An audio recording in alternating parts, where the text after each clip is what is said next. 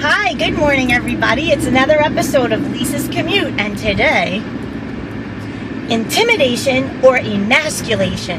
What word do we use? Well, here's the breakdown. I asked on Facebook, what things intimidate men, heterosexual men, about women? And the conversation started off like a match lit to gas. Explosion. Here's what I found that was interesting in the feedback. A lot of men obviously denied that they were intimidated by women and that, oh, I'm never intimidated by women. You're full of shit. Here's why. Guys, have you ever admired a woman from afar and then you realize she'll never go out with me? She's so educated, she's so smart, look how beautiful she is. She's always hanging out with like big buff guys. She'll never be into me. Oh my God, she's coming over to say hi to me. Oh my God, what do I say? Oh my God, oh my God, oh my God. That's intimidated. You're intimidated. That's what that means, intimidation. Now, let's go to the other thing, emasculation.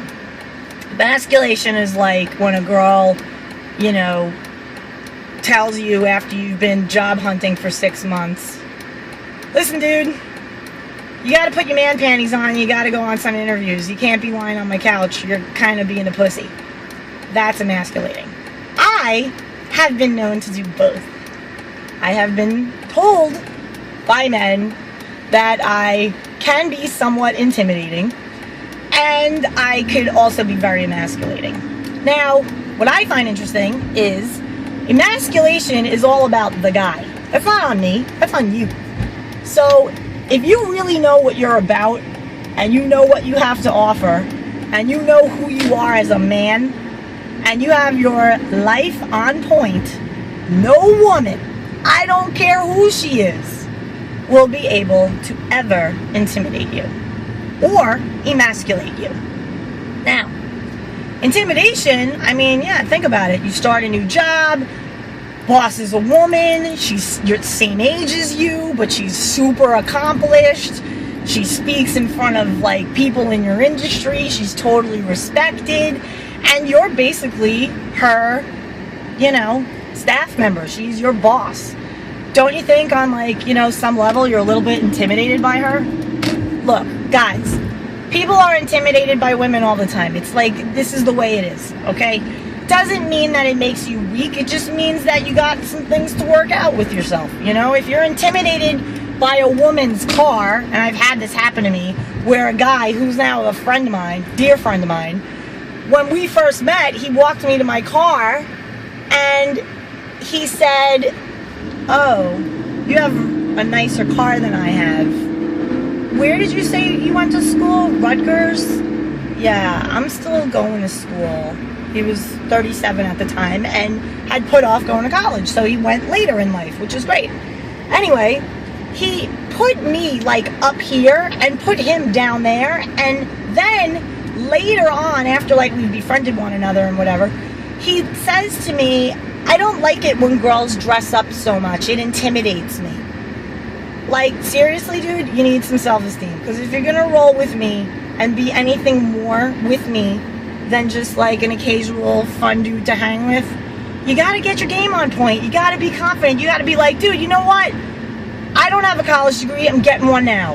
I have life experience. I was in the military. I did this. I did that. I did the other. I lived abroad. You have to look at your strengths and you have to look at what you can bring to the table, not what you're lacking. You see, every man has it in him to be confident and never intimidated by the merits of a woman. So if you didn't go to college and she did, well, what else did you do? And better yet, what are you doing now? Don't talk to me about what you did 5 years ago. What are you going to do for me today? Because guess what? I know a lot of people who went to college and they're idiots and they can't make money and they don't know how to hustle and they're just kind of hanging out. Wah, the economy, wah, excuse after excuse after excuse. And so that's when women have the power to emasculate them, because they're out there grinding it out and they're out there being like, dude, stop being a little bitch. So emasculation, intimidation, you discuss it. I think both exist. I think men have more power than they let themselves think. And I think that women, deep down, they like to see that man flex that muscle and show that they have power. Regardless of your situation, I don't care if you're living in a studio apartment.